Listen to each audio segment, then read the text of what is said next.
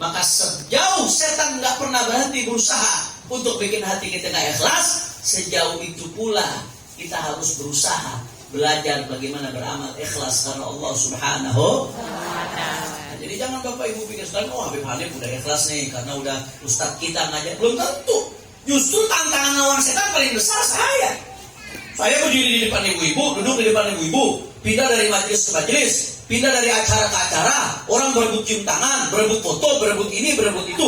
Itu lebih besar godaan setan sudah untuk gak ikhlas. Dorongan untuk pengen cari popularitas, pengen dipandang orang, pengen viral, pengen ini, pengen itu. Peluang dorongan setan untuk goda itu lebih besar. Godaan setannya lebih dahsyat. Saya lebih susah untuk belajar ikhlas daripada Anda semua, saudara.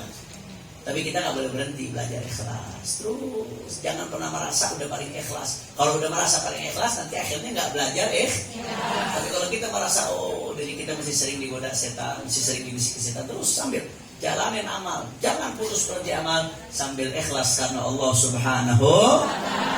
Insya Allah kalau kita berusaha ikhlas, nanti Allah yang kasih ikhlas buat kita. Amin ya Rabbal alamin. Kira-kira jelas atau tidak?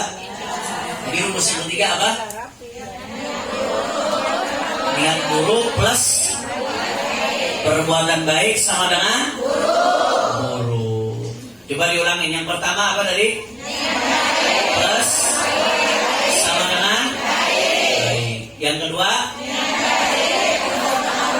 plus perbuatan sama dengan buruk. Yang ketiga plus perbuatan baik sama dengan buruk. Yang keempat belum. Kira-kira apa yang keempat? Yang belum ada. Niat buruk plus perbuatan buruk sama dengan udah pasti buruk. Udah pasti buruk. Pacaran tujuannya apa? Biar happy. Buruk gak? Pacaran tujuan ibadah aja udah gak apa-apa lagi, saudara. Gak ada ceritanya. Oh, niatnya buruk, perbuatannya sama dengan buruk kuadrat. Buruk kuadrat. Udah gak ada baik itu. Buruk kuadrat. Na'udzubillah min. Kira-kira jalan atau tidak? Nah, itu dicatat tuh. Itu matematika hati namanya.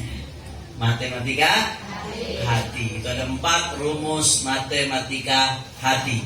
Maka insya Allah mudah-mudahan kita termasuk rumus yang pertama terus-terusan insya Allah. Niatnya baik, perbuatannya baik. Amin ya Rabbal. Maka di sini Imam Haddad melanjutkan nih, kata beliau wa'lam annahu la yasulu taqarrub ila Allah illa bima syara'ahu ala lisan Rasul min al-faraid wan nawafil. Wa qad tu'athir an-niyyah as-sadiqah fil amr al-mubah fa yasir qurbatan lillah min haythu inna lil wasail hukman maqasid. Kama yanwi bi aqlihi at-taqawi ala ta'atillah. Wa bi ityanihi ahlahu at-tasabbub fi husulil walad ya'budullah. Naam. Ya. Di sini Imam Al-Haddad menjelaskan bahwasanya kita enggak bisa mendekatkan diri kepada Allah kecuali dengan sesuatu yang disyariatkan oleh Allah Subhanahu wa Ta'ala. Baik sesuatu yang bersifat wajib atau sesuatu yang bersifat sunnah. Nah, tapi di sini ini catatan penting ini, Bu. Ini the power of niat. Waqad tu'athir niyyah shadiqah fil amri al-mubah fa yasir qurbatan lillah. Tapi gara-gara niat yang bagus. Jadi kan kita ibadah hanya bisa ibadah dengan sesuatu yang wajib atau sesuatu yang sunnah. Wajib itu kalau dilakukan dapat pahala, ditinggalkan dosa. Kalau sunnah itu dilakukan dapat pahala, ditinggalkan tidak tapi rugi kalau ditinggalkan. Itu ibadah tuh. Wajib, sunnah sama-sama ibadah. Nah sekarang ada perkara namanya perkara mubah. Mubah itu perkara yang kalau ditinggalkan nggak dapat pahala, dilakukan tidak dosa. Ya seperti apa? Seperti kegiatan sehari-hari, kegiatan manusiawi. Makan, orang makan dapat pahala nggak? Enggak. Aslinya enggak. Dosa nggak orang makan? Enggak, sama halal. Kita berdiri, duduk, boleh nggak mau berdiri? Boleh.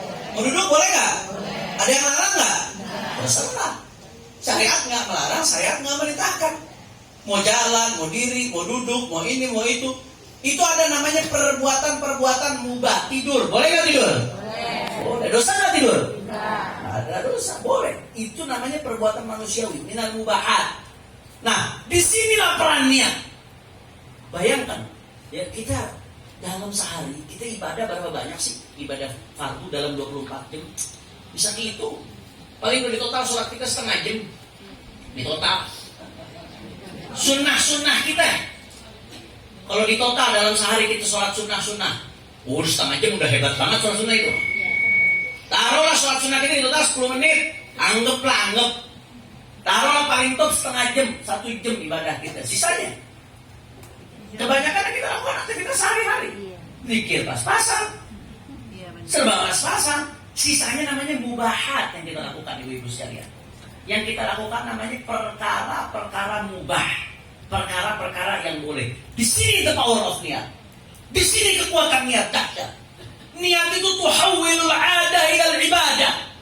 Niat bisa merubah sesuatu yang hanya kegiatan sehari-hari manusiawi bisa berubah jadi nilai ibadah. Masya Allah, azan ya? Kita dengarkan azan dulu.